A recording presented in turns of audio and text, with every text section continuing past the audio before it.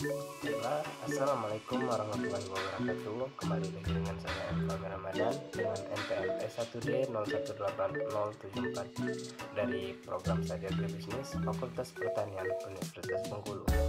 Nah, pada video kali ini saya akan menjelaskan tentang tugas yang telah saya bikin, yaitu mengenai analisis efisiensi faktor produksi usaha tani padi sawah di Kabupaten Langkat, Provinsi Sumatera Utara. Pada bagian pertama ada pendahuluan, yaitu ada latar belakang, di mana beras merupakan bahan pangan utama bagi sebagian besar masyarakat Indonesia. Dengan semakin bertambahnya jumlah penduduk di Indonesia, maka pemerintahan beras akan semakin meningkat. Nah, pada Provinsi Sumatera Utara merupakan salah satu daerah andalan penghasil beras, salah satunya yang ada di Indonesia. Nah, produk padi di sini selama periode 2012 sampai dengan tahun 2016 mengalami kenaikan yang cukup fluktuatif. Diketahui bahwa luas panen padi sawah di daerah Sumatera Utara tahun 2012 sampai dengan 2014 mengalami penurunan, kemudian kembali meningkat lagi di tahun 2015 sampai 2016. Banyak faktor yang dapat mempengaruhi peningkatan maupun penurunan, di antara lain adalah iklim, cuaca, alih fungsi lahan, dan lainnya. Nah, berdasarkan dari masalah tersebut, peneliti ingin bertujuan untuk meningkatkan produktivitas penelitian. Efisiensi produksi menjadi penting untuk diperhatikan. Penelitian ini akan menganalisis peluang usaha dan meningkatkan produksi padi di Kabupaten Langkat melalui efisiensi produksi usaha tani. Nah, berdasarkan dari latar belakang tersebut, maka ditarik masalah untuk meneliti faktor-faktor yang mempengaruhi efisiensi produksi padi sawah dengan judul Analisis Efisiensi Produksi Usaha Tani Padi Sawah di Kabupaten Langkat, Sumatera Utara. Nah, adapun rumusan masalahnya yaitu mengulas tentang bagaimana pengaruh input produksi terhadap jumlah output yang dihasilkan. Terus yang kedua adalah apakah masing-masing input produksi memiliki nilai elastisitas yang sama, dan bagaimana kondisi skala usaha yang dihasilkan. Adapun tujuannya yaitu agar dapat mengetahui pengaruh input produksi terhadap jumlah output yang dihasilkan. Kemudian mengetahui masing-masing input produksi apakah memiliki nilai elastisitas yang sama, dan mengetahui kondisi skala usaha yang dijalani oleh petani.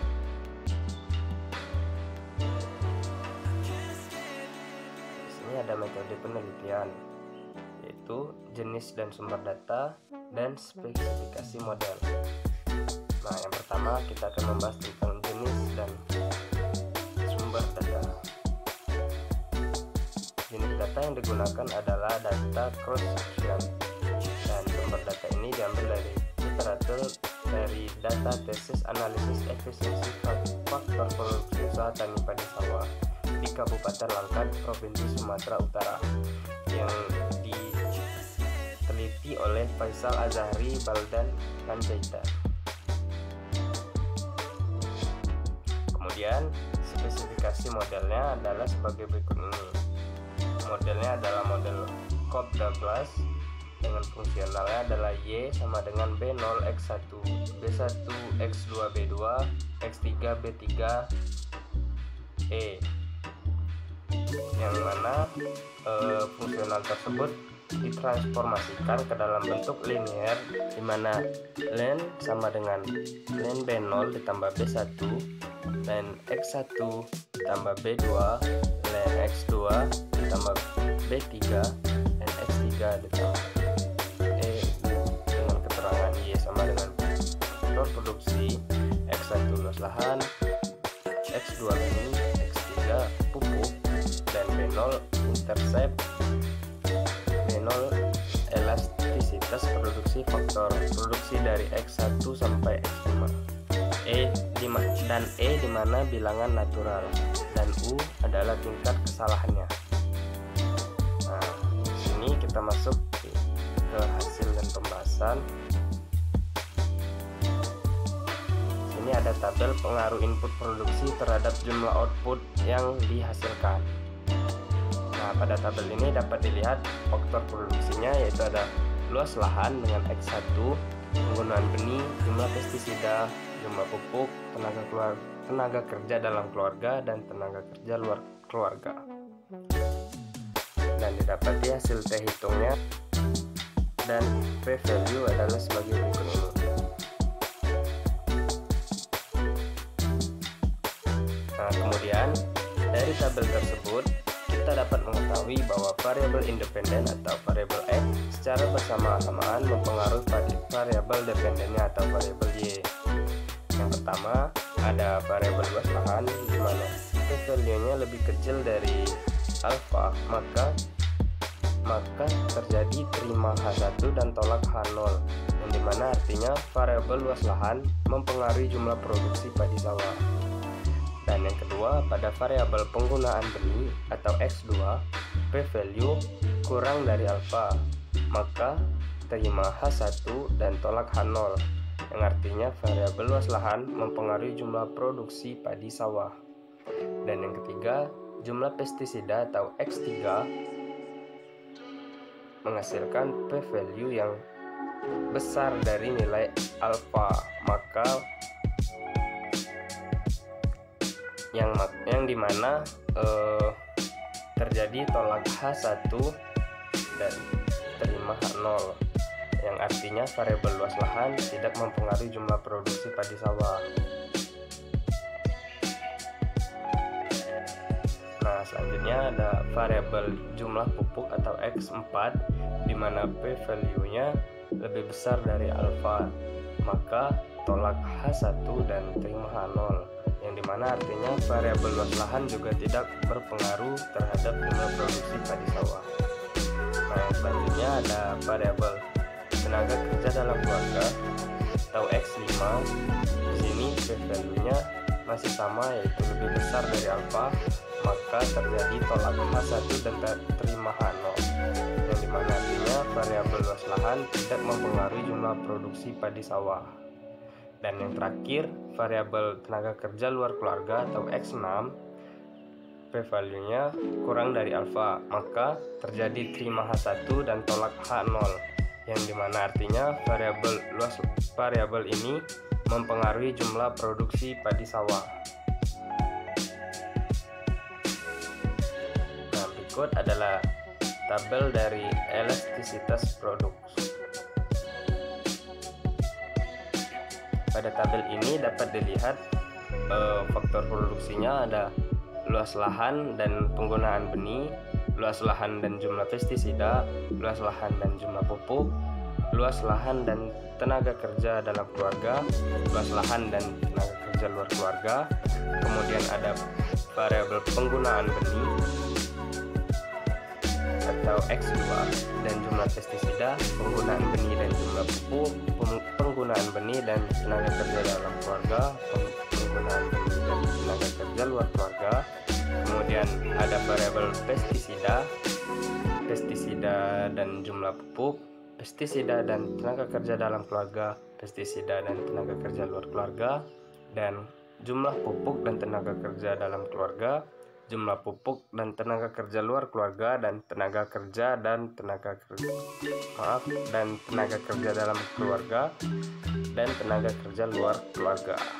Dan diketahui juga alfanya dengan nilai P value yang sama 0,05.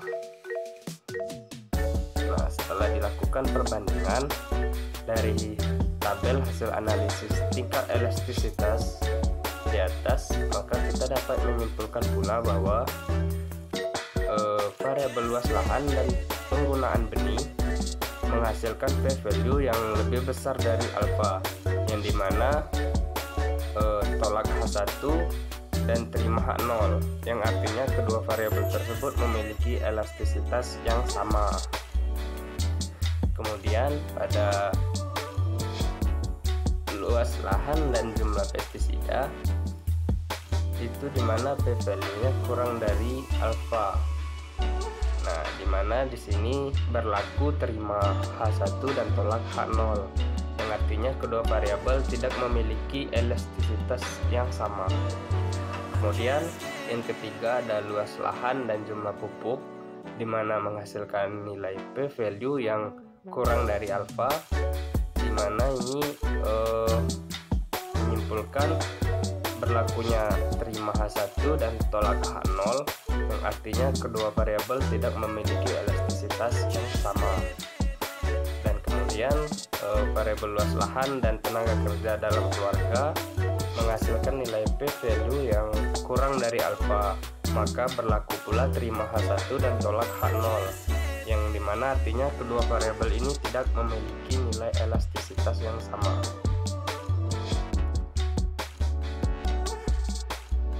Nah, lanjut. Kemudian ada variabel luas lahan dan tenaga kerja luar keluarga, dimana ini menghasilkan nilai P value yang lebih besar dari alfa, maka berlaku tolak H1 dan terima H0, yang artinya kedua variabel memiliki elastisitas yang sama. Kemudian pada variabel selanjutnya ada penggunaan benih dan jumlah pestisida, di mana nilai P value kurang dari nilai alfa, maka berlaku terima H1 dan tolak H0, yang artinya kedua variabel ini memiliki elastisitas yang sama. Dan selanjutnya ada penggunaan benih dan jumlah pupuk, di mana menghasilkan nilai P value-nya kurang dari alfa, maka berlaku terima H1 dan tolak H0, yang artinya kedua variabel ini tidak memiliki nilai elastisitas yang sama.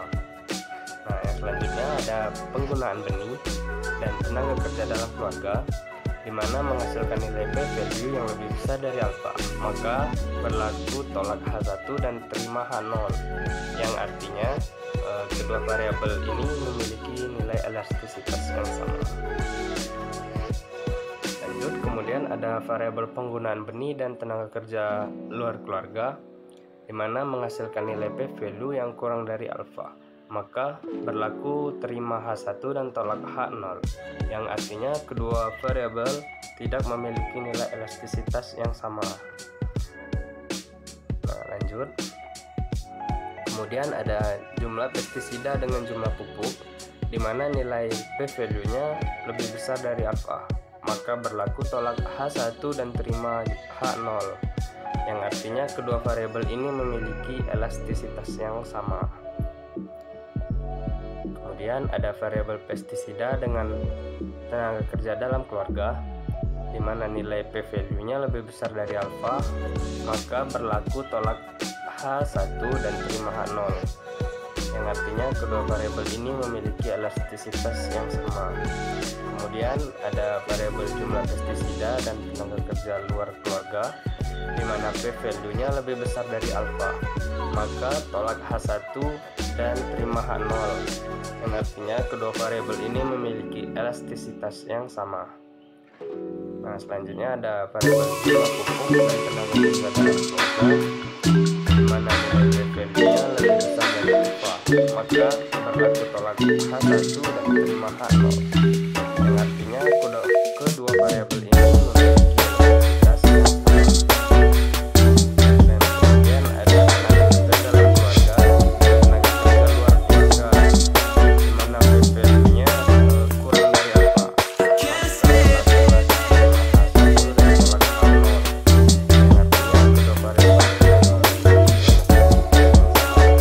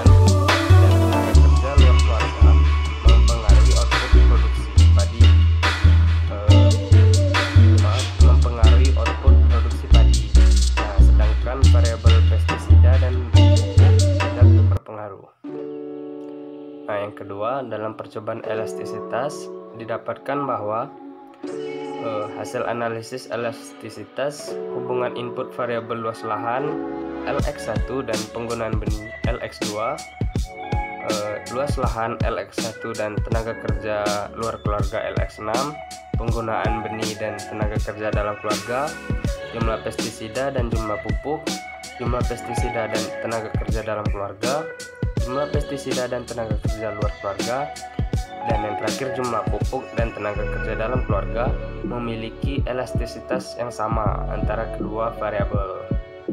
Dan yang terakhir, skala usaha tani padi sawah di Kabupaten Langkat, Provinsi Sumatera Utara berada pada kondisi IRS. Adapun sarannya, berdasarkan dari hasil penelitian dan kenyataan kondisi di lapangan, maka saran yang didapat diberikan untuk petani dan peneliti selanjutnya adalah yang pertama, peneliti dapat menambah input produksi yang mereka miliki, karena dengan menambah input produksi maka produksi yang mereka dapatkan akan lebih besar. Nah, selanjutnya yang kedua, untuk penelitian selanjutnya harus berhati-hati dalam menyimpan data yang akan dianalisis, karena jika terjadi kesalahan atau kelalaian dalam penginputan data, maka akan mempengaruhi hasil analisisnya. Nah, mungkin hanya itu saja presentasi mengenai tugas dari saya. Apabila ada kesalahan saya mohon maaf. Wassalamualaikum warahmatullahi wabarakatuh.